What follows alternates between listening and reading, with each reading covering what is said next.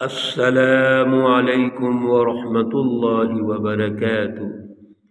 اعوذ باللہ من الشیطان الرجیم، بسم اللہ الرحمن الرحیم۔ وما خلقنا السماء والأرض وما بينهما لاعبين، لو أردنا أن نتخذ لهوا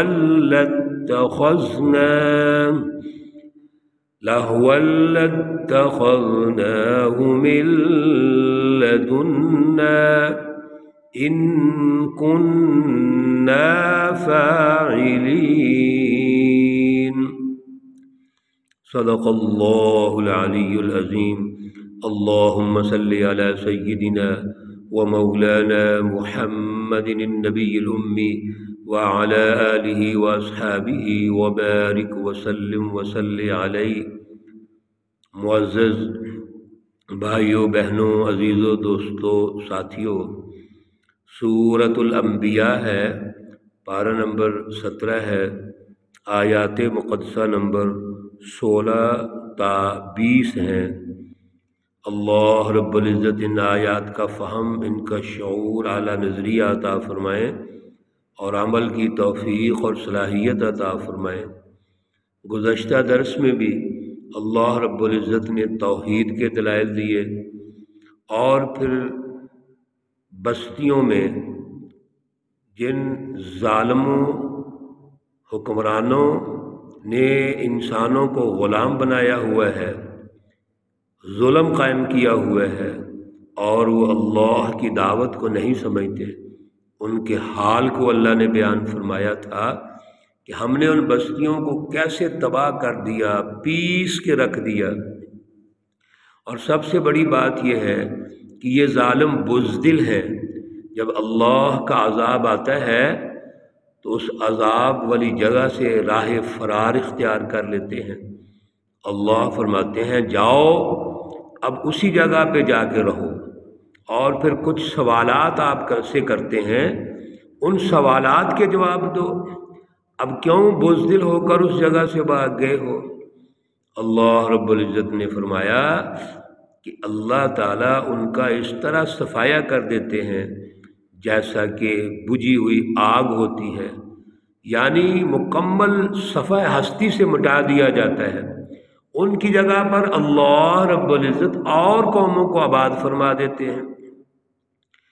اللہ رب العزت نے آج پھر توحید کے دلائل دیے ہیں۔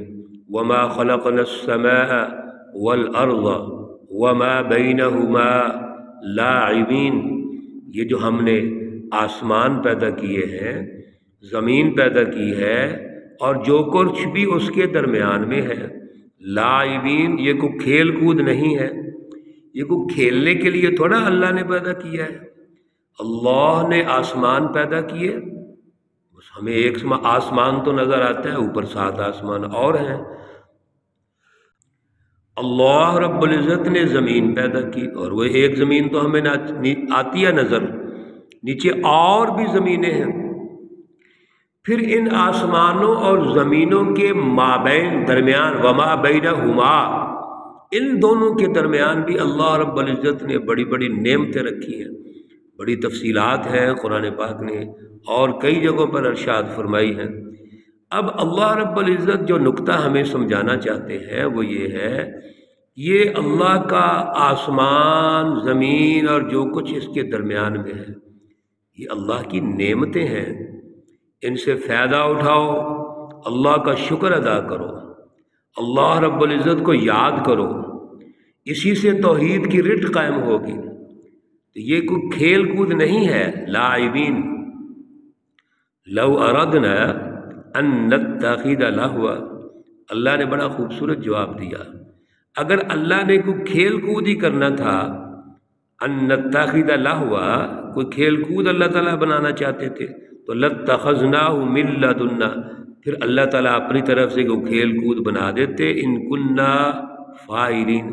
अगर हमने कोई ऐसा करना था, लेकिन ये खेल कूद तो अल्लाह की ज़ात के लायक ही नहीं है।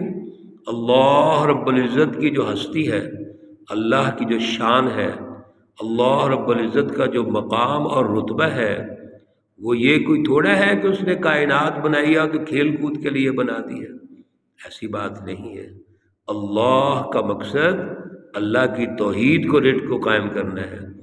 अल्लाह का मकसद इन आसमानों और ज़मीन और पूरी कायनात से अल्लाह इंसान को फ़ायदा पहुँचाना चाहते हैं। अल्लाह अदल का निज़ाम कायम करने के बाद, मसावात का निज़ाम कायम करने के बाद, अखुवत, रवादारी, मोहब्बत, अमन आमा का निज़ाम कायम करने के बाद, कौमों को आज़ादी देने के बाद, अल्लाह रब्बुल इज़्ज़त कौमों को तरक्की देना चाहते हैं, इंसानियत को तरक्की देना चाहते हैं, ताकि ये इंसान तरक्की करे, इसकी अक़ल तरक्की करे, इसका शऊर तरक्की करे, इसकी क़ल्बी सलाहियतें तरक्की करे, और जिसके नतीजे में ये रिसर्च करेगा, जुस्तजू करेगा, और फिर अल्लाह की कायनात में तरक्की होगी। जब अल्लाह की कायनात में तरक्की होती है तो अल्लाह खुश होते हैं। अल्लाह रब्बुल इज़्ज़त तो चाहते हैं कि मेरी कायनात में तरक्की हो, मेरे वसाइल दरियाफ्त हों, वसाइल रिज़्क़ तलाश करो, दरियाफ्त करो, फ़ायदा उठाओ, दूसरों को फ़ायदा पहुँचाओ। अल्लाह रब्बुल इज़्ज़त तो यही चाहते हैं। लेकिन हम क्या करते हैं? हम अल्लाह का मजाक उड़ाते हैं। लेकिन याद रखिए, अगर हम बातिल का साथ देंगे, हम अल्लाह के मुकाबले में बातिल का साथ देकर उसको गालिब करना चाहेंगे तो अल्लाह इसको पसंद नहीं करते। बल नक़ज़िफ़ु बिल हक़ अलल बातिल, अल्लाह फरमाते हैं हम फेंक देंगे हक को बातिल पर, यानी गालिब कर देंगे हक को बातिल पर। बातिल ज़ालिमाना निज़ाम है, मुशरिकाना निज़ाम है, काफिराना और मुनाफिकाना निज़ाम है, ये कभी कायम नहीं रह सकता। उसके मुकाबले में हक अल्लाह की तौहीद है, इंसानियत की आज़ादी है, अदल का निज़ाम है, अदल का सियासी और माशी निज़ाम है। तो अल्लाह फरमाते हैं कि हम हक को बातिल पर फेंक देंगे, यानी गालिब कर देंगे। फ़यदमग़ुहु फ़इज़ा हुवा ज़ाहिक़, वो हक बातिल का सर इस तरह फोड़ देगा कि बातिल वहाँ से ख़त्म हो जाएगा, बातिल फरार हो जाएगा, यानी हक का गलबा हो जाएगा। वलकुमुल वैलु मिम्मा तसिफून, और तुम्हारे लिए खराबी है, हलाकत है। वैल का मना बर्बादी, हलाकत, मिम्मा उस चीज़ में से, तसिफून जो तुम बयान करते हो। यानी अल्लाह के मुकाबले में ये जो तुमने छोटे छोटे माबूदान बातिल बनाए हुए हैं और हुक्मरान तबके की खुशामद करते हो, और हुक्मरान तबके भी जो अल्लाह के मुकाबले में आते हैं, इनकी हैसियत क्या है? ये जो भी तुम इनके लिए दावे करते हो, दलाइल देते हो, इनकी परस्तश करते हो, ये सब बातिल है, ये तुम्हारे लिए बर्बादी है। सुनो अल्लाह के दलाइल सुनो। वलहू मन फिस समावाति वल अर्ज़, उसी के लिए है जो कुछ आसमानों में है और जो कुछ ज़मीनों में है। मन ये ज़विल अक़ूल के लिए आता है, यानी हर वो जानदार समझदार जो अल्लाह ने जिसको हयात दी है। ज़मीनों आसमान में जो कुछ है, जिस उन्वान के तहत है, वो अल्लाह का है। अल्लाह रब्बुल इज़्ज़त उसकी हकीकी मालिक है। भाई जब ज़मीन अल्लाह की, आसमान अल्लाह के, वमा बैनहुमा, और उन दोनों के जो दरमियान है वो अल्लाह का है, और एक एक ज़र्रा अल्लाह का है, तो फिर हमारी हैसियत क्या है? वमन इंदहू, जो भी अल्लाह के पास है, ला यस्तकबिरून, ना तो वो सरकशी करते हैं, तकब्बुर करते हैं, आन इबादती, उसकी इबादत से, वला यस्तहसिरून, और ना ही वो अपने कामों में सुस्ती करते हैं।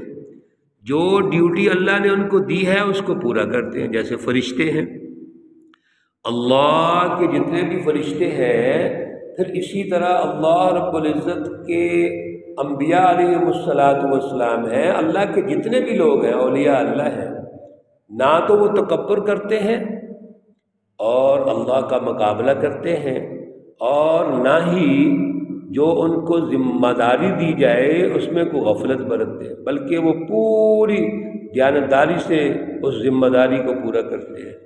یسبحون اللیل، وہ اللہ کو راتوں کو یاد کرتے ہیں، تسبیح پڑھتے ہیں، اللیل رات کو، والنہار اور دن میں، لا یفترون وہ تھکتے نہیں ہیں۔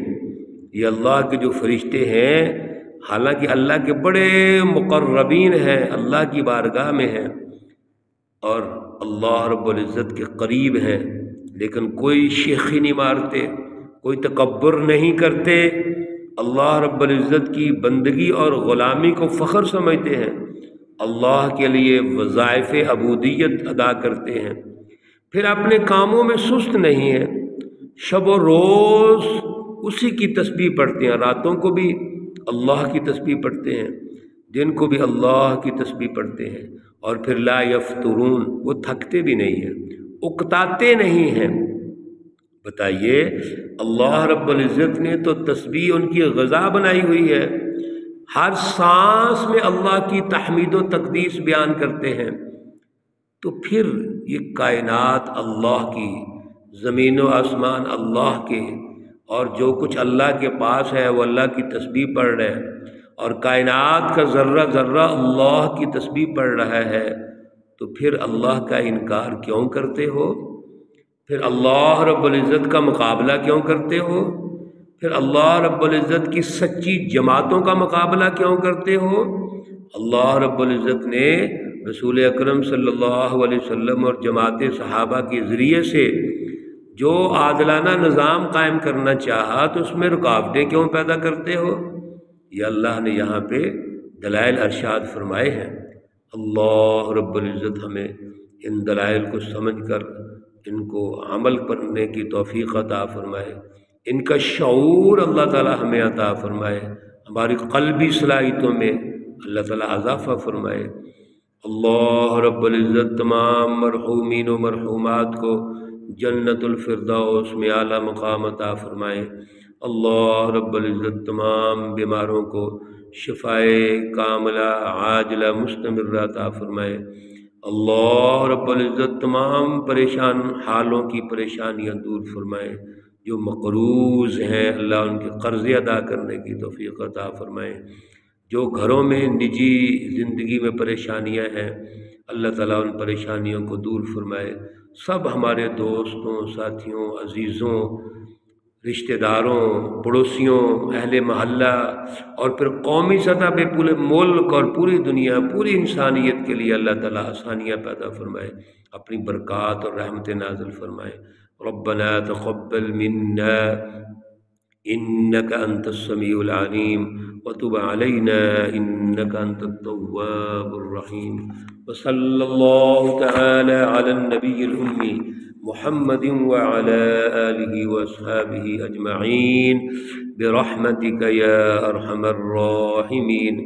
السلام عليكم ورحمة الله وبركاته۔